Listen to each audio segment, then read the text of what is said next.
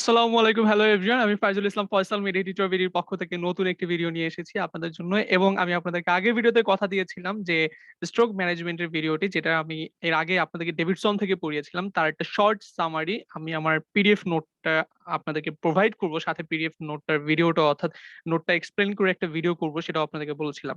তো সেটাই আমি এখন করতে যাচ্ছি। এই নোটটাতে আমরা হচ্ছে যা এতক্ষণ পড়ে আসছি, 20 মিনিটের যে ভিডিওটা, সেটা আমরা চেষ্টা করবো এই নোটে 5 থেকে 10 মিনিটের মধ্যে বা 6 মিনিটের মধ্যে জিনিসটা জাস্ট রিভিউ করে দেওয়ার জন্য। তো যারা অ্যাকচুয়ালি আগের ভিডিওটি দেখেন নাই, তারা এটা হয়তো বুঝতে কষ্ট হবে। আগের ভিডিওটা কাইন্ডলি দেখে আসবেন, তারপরে এই ভিডিওটা দেখলে আপনার জন্য বেশি সুবিধা হবে। তাহলে চলুন আমরা রিভিউ করতেছি। এখানে আমরা বেশি কিছু কথা বলবো না। আমরা 3 ধরনের স্ট্রোক এখানে পড়বো বলছিলাম, যেটা হচ্ছে ischaemic stroke, haemorrhagic stroke. Haemorrhagic স্ট্রোকের মধ্যে দুইটা পড়বো, একটা হচ্ছে ইন্ট্রাসেরেব্রাল হেমোরেজ আর একটা হচ্ছে সাব অ্যারাকনয়েড হেমোরেজ। এই 3 ধরনের স্ট্রোকে কি ধরনের প্রেজেন্টেশন নিয়ে আসে এবং তার ম্যানেজমেন্ট কি হবে, সেটাই হচ্ছে আমার আজকের ভিডিওর টপিক। তাহলে চলুন বন্ধুরা। আর তার আগে বলে নিই, আমি আমার চ্যানেলে মেডিটিউটর ভিডি ইউটিউব চ্যানেলটিতে 3K সাবস্ক্রাইবার কমপ্লিট হওয়ার উপলক্ষে কিন্তু এই ভিডিওটা করতেছি। এটা ডেট এইটা ইন ডিটেলস ভিডিও যদি আপনারা দেখতে চান, তাহলে আমাদের ইউটিউব চ্যানেলে অনেক 3K ভিউজ এর মতো একটা ভিডিও আছে, অনেক বেশি পপুলার হয়েছে, ভিডিওটা অনেক ফেমাস হয়েছে। স্ট্রোকের একটা ভিডিও আছে, ডিটেলস ভিডিও, সেটা আপনি দেখতে পারেন। একদম আমার প্রথম দিকে ইউটিউব চ্যানেলের প্রথম দিকে আমি যখন তৈরি করছি, তখন ওই ভিডিওগুলো আমার তৈরি করা হয়েছিল। তো আসেন এবার আসি ইসকেমিক স্ট্রোক ক্লিনিক্যাল ফিচার্স। আমরা ইসকেমিক স্ট্রোকের ক্ষেত্রে যেটাই হোক, মানে স্ট্রোকের ক্ষেত্রে আমাদের ক্লিনিক্যাল ফিচার্সে আমাদের ফার্স্ট, আমরা বলছিলাম যে FAST ফার্স্ট, এই 4টা কথা মাথায় রাখতে হবে। এক নম্বর হচ্ছে ফেশিয়াল উইকনেস, তারপর হচ্ছে আর্ম উইকনেস, স্পিচ ডিফিকাল্টি, আর হচ্ছে টাইমিং, মানে সাডেন অনসেট। তা ফেশিয়াল উইকনেস বলতে কিরকম, যে সেভেন্থ ক্রেনিয়াল নার্ভ পালসি, আপনারা জানেন যে ফেশিয়াল নার্ভ পালসি, সো সেখানে আপার মোটর নিউরন লেশন যদি হয়, স্ট্রোক হচ্ছে একটা আপার মোটর নিউরন লেশন, ঠিক আছে, এই কথাটা ইম্পর্টেন্ট। সো সেই আপার মোটর নিউরন লেশন হলে আমরা জানি যে ফেশিয়াল নার্ভ পালসিতে যে ফেসের অপোজিট সাইডের লোয়ার পার্টটুকু আপনার প্যারালাইসিস হবে। অর্থাৎ এই যে ফোরহেড স্পেয়ারিং অফ ফোরহেড, অর্থাৎ ফোরহেডে কোনো সমস্যা থাকবে না, রিঙ্কলিং প্রেজেন্ট থাকবে, বাট আপনার এখানে ড্রিবলিং অফ দ্য স্যালাইভা, তারপর হচ্ছে mouth deviation to the opposite side of lesion, ঠিক আছে, অর্থাৎ এই জিনিসগুলো থাকবে আর কি। এই জিনিসটা দেখেন ফেশিয়াল উইকনেস, শুধু ফেশিয়াল উইকনেস নিয়েও আসতে পারে, অর্থাৎ সেভেন নার্ভ পালসি। তারপর হচ্ছে আর্ম উইকনেস, এই যে হেমিস্ফেরিক প্যাটার্ন হবে, ঠিক আছে, arm weakness, leg weakness, hemispheric pattern. আর হচ্ছে স্পিচ ডিফিকাল্টি, মানে হচ্ছে ডিসফেশিয়া, ডিজার্থিয়া, অর্থাৎ রিসিপটিভ ডিসফেসিয়া, অর্থাৎ আপনি তাকে যদি বলেন যে আপনার হাতটা একটু উঁচু করেন, সে সেটা শুনে সেটা করতে পারতেছে কিনা, সেটা হচ্ছে রিসিপটিভ ডিসফেসিয়া। যদি আপনি যেটা বলতেছেন সেটা সে বুঝতেছে না, রিসিপটিভ ডিসফেসিয়া, অর্থাৎ সে বুঝতেছেই না, অথবা সে বুঝতেছে বাট মুখ দিয়ে কথাটা উচ্চারণ করতে পারতেছে না বা কথাটা তৈরি করতে পারতেছে না, ডিজার্থিয়া, ঠিক আছে। এই ধরনের জিনিসগুলো থাকবে, স্পিচ ডিফিকাল্টি।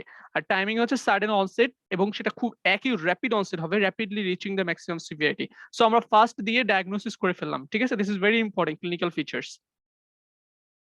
তো এখানে আমরা যদি ইন সামারি একটু দেখেন যে এখানে কি হয়, ইন্টারনাল ক্যারোটিড আর্টারি দুইটা ভাগে ভাগ হয়, middle cerebral artery, anterior cerebral artery. এই মিডল সেরিব্রাল আর্টারি এবং হচ্ছে এই এন্টেরিয়র সেরিব্রাল আর্টারি, এরা সাপ্লাই দেওয়া হচ্ছে আমাদের প্যারাইটাল লোব এবং হচ্ছে এন্টেরিয়র যে ফ্রন্টাল লোব, এগুলাতে। সো ফ্রন্টাল লোব এবং এই প্যারাইটাল লোব, এগুলাতে আমাদের যেই এরিয়াগুলো আছে, ফাংশনাল এরিয়াগুলো, সেগুলো নষ্ট হচ্ছে। যেমন স্পিচ ডিফিকাল্টি হচ্ছে ওয়ার্নিক্স এরিয়া, যেটা হচ্ছে আমাদের এই টেম্পোরাল লোবের উপর দিকে থাকে, ঠিক আছে। তো এইভাবে করে হচ্ছে আমাদের অ্যাকচুয়ালি এই জিনিসটা কি হয়, যে এখানে মনে করেন একটা ইনফ্রাক্ট তৈরি হলো, যার ফলে এখানে ব্লাড সাপ্লাই হ্যাম্পার্ড হচ্ছে, সো ওই জায়গাটায় আমার ইসকেমিক ড্যামেজ হয়ে এই সিমটমস গুলো দেখা দিচ্ছে।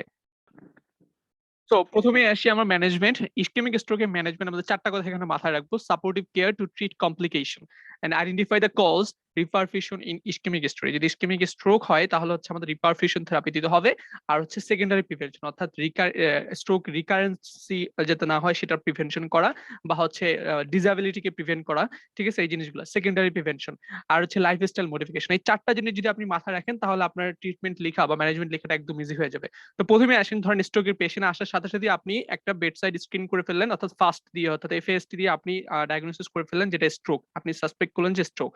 এখন আমরা তার সাপোর্টিভ কেয়ার, যেটা হচ্ছে আমরা এভিসি সার্কুলেশন, অর্থাৎ airway breathing circulation, nil by mouth রাখবো, ব্রিদিং, গিভ অক্সিজেন, যদি 95% নিচে অক্সিজেন স্যাচুরেশন থাকে, সার্কুলেশন, ফ্লুইড রিপ্লেসমেন্ট করবো, প্লাস আমাদের আইভি অ্যাক্সেস দিতে হবে এবং এনজিটিউ ফিডিং করতে হবে যদি সে না খেতে পারে, ডিসফেজিয়া থাকে তার। আইভি অ্যাক্সেস এর মাধ্যমে আমরা ফ্লুইড রিপ্লেসমেন্ট করতে পারি, মেডিকেশন দিতে পারি, অ্যান্টি অ্যারিথমেটিক ড্রাগ দিতে পারি। সো এই জিনিসগুলো আমরা করবো, অর্থাৎ পেশেন্ট আসার সাথে সাথে তার এয়ারওয়ে ব্রিদিং সার্কুলেশন, এই জিনিসগুলো আমরা মেনটেন করলাম, রিসাসিটেট করলাম। তারপর হচ্ছে আমরা ব্লাড প্রেশারটা মাপবো অবশ্যই, এবং এই কথাটা খুব ইম্পর্টেন্ট যে বলছে যে do not lower the blood pressure abruptly unless heart failure or renal failure occurs. তারপর হচ্ছে আমরা ব্লাড গ্লুকোজ, এখানে ব্লাড গ্লুকোজ একটা ইম্পর্টেন্ট রিস্ক ফ্যাক্টরস, ঠিক আছে? গ্লুকোজ এগুলো অ্যাথেরোস্ক্লেরোসিস করতে হেল্প করে। অ্যাথেরোস্ক্লেরোসিস হলেই তো ইসকেমিক স্ট্রোক হওয়ার চান্স বেশি থাকবে, তাই না? সো ব্লাড গ্লুকোজ যদি বেশি থাকে অর্থাৎ 11.1 এর বেশি হয়, আমরা ইনসুলিন দিব। আর ইনসুলিন দিলে হাইপোগ্লাইসেমিয়া একটা সাইড ইফেক্ট আমরা জানি। So we have to monitor to avoid the hypoglycaemia. আর টেম্পারেচার বেশি থাকলে অ্যান্টিপাইরেটিক দিতে হবে। প্রেশার এরিয়াস অর্থাৎ হচ্ছে প্রেশার সোর বা প্রেশার আলসার এই ধরনের জিনিস যাতে না হয় সেজন্য turn the immobile patient regularly, ঠিক আছে? তো পেশেন্টকে একটু পরপর তার পোস্টার চেঞ্জ করতে হবে। ইনকন্টিনেন্স যদি থাকে অর্থাৎ অ্যাকিউট রিটেনশন বা ইউরিনারি ইনকন্টিনেন্স, সেই ক্ষেত্রেই আমরা ইউরিনারি ক্যাথেটারাইজেশন করবো। এছাড়া আমরা ক্যাথেটারাইজেশন করবো না, বিকজ আমাদের ইনফেকশন হওয়ার চান্স থাকে। আর মোবিলাইজেশন অ্যাভয়েড বেড রেস্ট, না হলে কিন্তু ডিপ ভেইন থ্রোম্বোসিস হওয়ার চান্স থাকে। এই জন্য আমাদের পেশেন্টকে মোবিলাইজ করতে হবে, সবসময় বসায় রাখা যাবে না। সো এগুলো হচ্ছে আপনি একই সাথে এই জিনিসগুলো করবেন, পেশেন্টকে রিসাসিটেট করতে থাকবেন। আর এদিকে সাথে সাথে আপনি কিছু ইনভেস্টিগেশনও করবেন। সেগুলো কি কি ইনভেস্টিগেশন করবেন? আমরা প্রথমেই বলি যে নিউরো ইমেজিং অর্থাৎ সিটি অথবা এমআরআই। তো সিটি এমআরআই করার ক্ষেত্রে কিছু কথা এখানে আপনাদেরকে মাথায় রাখতে হবে। এগুলো করে আমরা ইসকেমিক নাকি হেমোরেজিক এটাকে আলাদা করি। তো সিটি কখন করব? সিটি বলা হয় যে প্রথম 2-1 ঘন্টার মধ্যে within few hours of the onset of symptoms আপনার সিটিতে তেমন কিছুই পাওয়া যায় না। এই জন্য বলা হয় সিটিতে একটু পরে করা, অর্থাৎ আপনি 12 আওয়ার্স পরে করতে পারেন, 7-8 ঘন্টা পরে করতে পারেন, বাট সেটা অবশ্যই উইদিন 24 আওয়ার্স হতে হবে। আর এমআরআইটা হচ্ছে ডিলেড ডায়াগনোসিসের ক্ষেত্রে, অর্থাৎ আপনার এক সপ্তাহ পরেও যদি পেশেন্ট আসে আমরা এমআরআই করলে কিন্তু ডায়াগনোসিস করতে পারবো। আর এমআরআই হচ্ছে মোর সেনসিটিভ দ্যান সিটি। এমআরআই করে আমরা খুব ভালো বুঝতে পারবো। তো প্রথমে হচ্ছে আমরা তাহলে সিটি বা এমআরআই এগুলো করে আমরা ইসকেমিক নাকি হেমোরেজিক এটাকে আলাদা করতে পারলাম, ঠিক আছে? তারপরে আমাদের ট্রিটমেন্টের ক্ষেত্রে সাপোর্টিভ কেয়ার বা ট্রিটমেন্টের ক্ষেত্রে আমাদের কিছু রিস্ক ফ্যাক্টরস গুলার, তারপর হচ্ছে কজেস গুলা, এগুলো বের করার জন্য আমাদের কিছু ইনভেস্টিগেশন করতে হবে। যেমন আমরা ব্লাড টেস্ট করব, সেখানে আমরা ফুল ব্লাড কাউন্ট করবো, ইয়েস স্যার রেজ যদি হয়, ইনফেকশন যদি হয় সেক্ষেত্রে অ্যান্টিবায়োটিক দিতে হবে। আমরা একটা লিপিড প্রোফাইল করবো, হাইপার লিপিডিমিয়া, এটা একটা cause risk factors for atherosclerosis আমরা জানি। সো হাইপার লিপিডিমিয়ার জন্য আমাদের স্ট্যাটিন দিতে হয় এখানে। তারপর ব্লাড গ্লুকোজ, এটাও একটা রিস্ক ফ্যাক্টরস, ডায়াবেটিস একটা risk factors for stroke. So blood glucose বেশি হলে আমাদের ইনসুলিন দিতে হবে। তারপর ইসিজি অর্থাৎ অ্যাট্রিয়াল ফিব্রিলেশনের কারণে আপনার অনেক সময় যেটা হয় যে এম্বোলাই তৈরি হয়, সেই এম্বোলাই গুলো পরবর্তীতে ব্লাড ভেসেলস এর মাধ্যমে এসে ওই যে ইন্টারনাল ক্যারোটিড আর্টারি বাইফার্কেশন আছে ওই জায়গাটা এসে অক্লুড হয়ে যায়। সো অ্যাট্রিয়াল ফিব্রিলেশন মানে কি, যে হচ্ছে আপনার যে অ্যাট্রিয়ামটা সেটা হচ্ছে ফিব্রিলেটেড হয়ে গেছে, অর্থাৎ সেটা ঠিকমতো আপনার কন্ট্রাক্ট করে ব্লাড পাঠাতে পারে না, সেটা কাঁপাকাঁপি করে, ঠিক আছে? একটা জায়গায় কাঁপাকাঁপি করলে ঠিক মতো সে ব্লাড যদি সাপ্লাই না করতে পারে তখন সেই জায়গা থেকে এম্বোলাই ফর্মেশন হয়ে আলটিমেটলি সেটা আপনার পরবর্তীতে ওই বাইফার্কেশনে ক্যারোটিড আর্টারি ওখানে এসে আটকে যেতে পারে, অক্লুড হয়ে যেতে পারে। সো অ্যাট্রিয়াল ফিব্রিলেশন যদি থাকে সেটা আমার ইসিজি তে ধরা পড়বে, এবং সেই জন্য আমরা অ্যান্টি অ্যারিথমেটিক ড্রাগ দিব এবং হচ্ছে ওয়ারফেরিন দিব অথবা রিভারক্সাবেন দিব, যদি কিনা আমাদের কোনো কন্ট্রা ইন্ডিকেশন না থাকে, অর্থাৎ ওয়ারফেরিনের কোনো কন্ট্রা ইন্ডিকেশন যদি না থাকে, ব্লিডিং রিস্ক যদি না থাকে, ঠিক আছে? সো ব্লিডিং রিস্ক আবার কিভাবে দেখবো? যে ক্লটিং স্ক্রিন করে, ঠিক আছে? সো ক্লটিং স্ক্রিন করে, যেমন কেউ যদি অ্যান্টিকোয়াগুলেন্ট থেরাপি নেয় অর্থাৎ ওয়ারফেরিন নেয় আগে থেকেই, তো তাদের ক্ষেত্রে দেখা গেছে আমি যদি ক্লটিং স্ক্রিন করি সেখানে আমরা আইএনআর দেখি, যদি 3 এর বেশি থাকে তাহলে ব্লিডিং রিস্ক, এরকম একটা বিষয় আছে। তো যাই হোক, আমরা ব্লিডিং রিস্ক যদি থাকে তাহলে হচ্ছে আমাদের কন্ট্রা ইন্ডিকেশন, ঠিক আছে? ওয়ারফেরিন দেওয়া যাবে না, তখন আমরা শুধু অ্যান্টি অ্যারিথমেটিক ড্রাগই দিব। তারপর আসে ইকোকার্ডিওগ্রাম কেন করব? যে কোনো ভালভুলার হার্ট ডিজিজ দেখার জন্য ইকোকার্ডিয়াম হচ্ছে ইনভেস্টিগেশন অফ চয়েস। সো ভালভের ভিতরে কোনো ভেজিটেশন যদি থাকে, ঠিক আছে, মাইট্রাল স্টেনোসিস বা ইনফেক্টিভ এন্ডোকার্ডাইটিস, ঠিক আছে, তো সেই ক্ষেত্রে আমাদের একটা ইকো করতে হবে। তারপর হচ্ছে আমরা এখানে এই যে carotid artery, internal carotid artery, এখানে যদি কোনো একটা অক্লুশন হয়, স্টেনোসিস হয়, সেটা আমাকে বের করতে হবে, তাই না? এই জন্য আমরা আর্টারি এনজিওগ্রাফি করতে পারি। সো এই জন্য আমাদের duplex ultrasonogram of the carotid artery. So এখানে যদি আমরা দেখি ক্যারোটিড আর্টারি স্টেনোসিস, তাহলে আমাদের এখানে একটা জিনিস আছে, সেটা হচ্ছে ক্যারোটিড এন্ড আর্টারেক্টমি, ক্যারোটিড এন্ড আর্টারেক্টমি। সেজন্য আমাদের বলছে এনজিওগ্রাফি করব, duplex ultrasonogram of the carotid artery অথবা সিটি এনজিওগ্রাফি, এমআরআই এনজিওগ্রাফি, এগুলো করতে পারি, ঠিক আছে? সো এই হচ্ছে আপনার ইনভেস্টিগেশন গুলো দেখে দেখে আপনি ট্রিটমেন্ট করতেছেন, তাই না? আর মেইন ফার্স্ট যে ইনভেস্টিগেশন অফ চয়েস সেটা হচ্ছে সিটি আর এমআরআই, নিউরো ইমেজিং, যেটা দিয়ে আমি ইসকেমিক নাকি হেমোরেজিক দুটাকে আলাদা করব। এবার আসেন ইসকেমিক স্ট্রোক আপনি কনফার্ম হলেন, আপনার ট্রিটমেন্ট কি হবে? আপনার ট্রিটমেন্ট, ইমিডিয়েট ট্রিটমেন্ট হবে আমার হচ্ছে রিপারফিউশন করা। রিপারফিউশন করতে পারলে আমার যে জায়গাটা ইসকেমিক হয়ে গেছে, ব্লাড সাপ্লাই পাচ্ছে না, সেটাকে যদি আমি ব্লাড সাপ্লাই দিতে পারি তাহলে আমার ডিসএবিলিটি থেকে আমি রক্ষা পাবো, অর্থাৎ পেশেন্টের ডিসএবিলিটি থেকে পেশেন্ট রক্ষা পাবে, তার ফাংশনটা রিগেইন করবে। এই জন্য উইদিন 4.5 আওয়ার্স অর্থাৎ 4.5 ঘন্টার মধ্যে যদি আমি থ্রোম্বোলাইসিস করে দিতে পারি তাহলে কিন্তু আমার ব্লাড সাপ্লাইটা আবার রিগেইন করবে। তবে এখানে কথা আছে, আমি থ্রোম্বোলাইসিস দিতে পারবো না কাদের ক্ষেত্রে? যদি ব্লিডিং রিস্ক ফ্যাক্টরস থাকে, কারণ থ্রোম্বোলাইসিস এটা হচ্ছে ব্লিডিং বাড়াতে পারে যদি রিস্ক ফ্যাক্টরস থাকে আগে থেকে, যেমন কেউ যদি পেশেন্ট আগে থেকে অ্যান্টিকোয়াগুলেন্ট থেরাপি নিয়ে থাকে বা রিসেন্ট কোনো হেমোরেজিক ম্যানিফেস্টেশন তার যদি থাকে, ঠিক আছে, এই কথাটা একটু জানতে হবে। তারপর হচ্ছে আমরা ধরেন আপনার রিপারফিউশনে আমরা থ্রোম্বোলাইসিস বা থ্রোম্বেক্টমি এটা করতে পারলাম না, তাহলে তার ক্ষেত্রে আমরা অ্যাসপিরিন দিব ইমিডিয়েটলি 300 মিলিগ্রাম ডেইলি। আর অ্যাসপিরিন আমরা জানি যে প্লেটলেটকে অ্যাগ্রিগেশন হতে দেয় না, এটা সবাই জানেন আপনারা, তাই না? So it given immediately unless the tissue plasminogen activator has been given, অর্থাৎ টিস্যু প্লাজমিনোজেন অ্যাক্টিভেটর যতক্ষণ না পর্যন্ত আমরা দিব ততক্ষণ পর্যন্ত আমরা অ্যাসপিরিন দিতে পারি।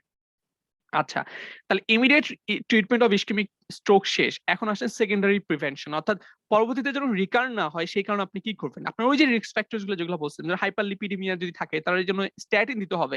তারপর যাতে প্লেটলেট অ্যাগ্রিগেশন না করে এই জন্য আমাদের দিতে হবে অ্যাসপিরিন প্লাস ক্লপিডগ্রিল, এরা হচ্ছে প্লেটলেটকে অ্যাগ্রিগেট করতে দেয় না। তারপর হচ্ছে blood pressure, hypertension is also risk factor, so আমাদের ব্লাড প্রেশার কমাইতে হবে, এই জন্য থাইরয়েড ডায়াবেটিক্স দিব, এস ইনহিবিটরস দিব।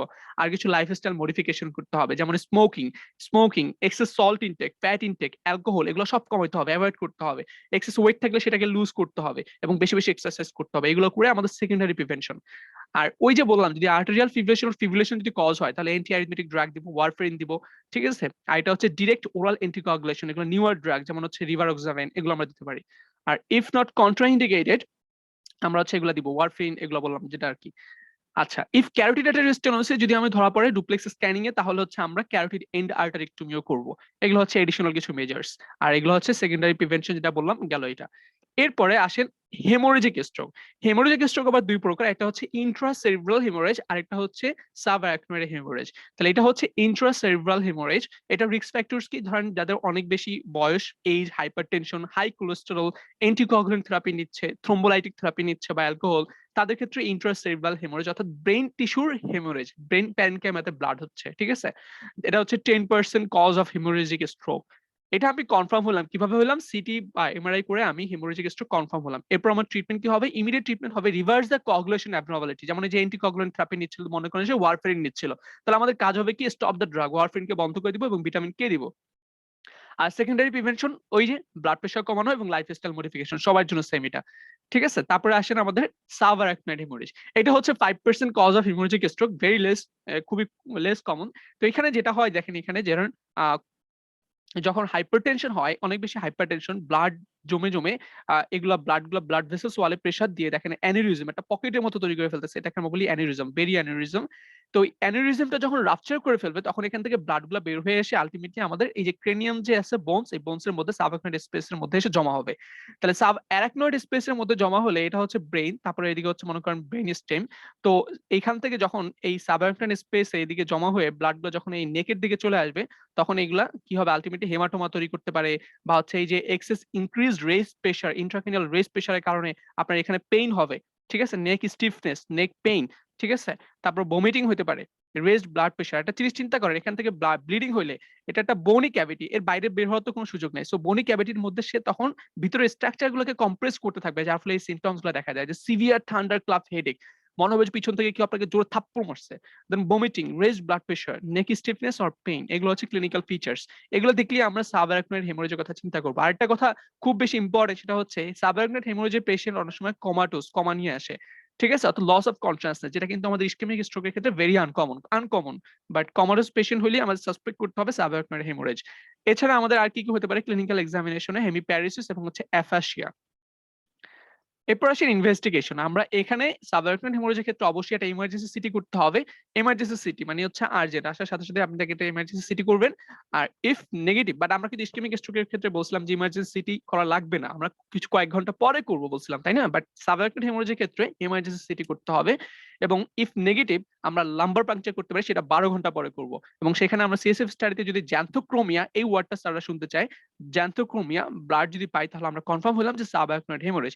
এর ট্রিটমেন্ট কি হবে? ট্রিটমেন্ট হবে আর্জেন্টলি আপনাকে রেফার করতে হবে নিউরোসার্জনের কাছে এবং পেশেন্টকে রিসাসিটেট করতে হবে এবং নিমোডিপিন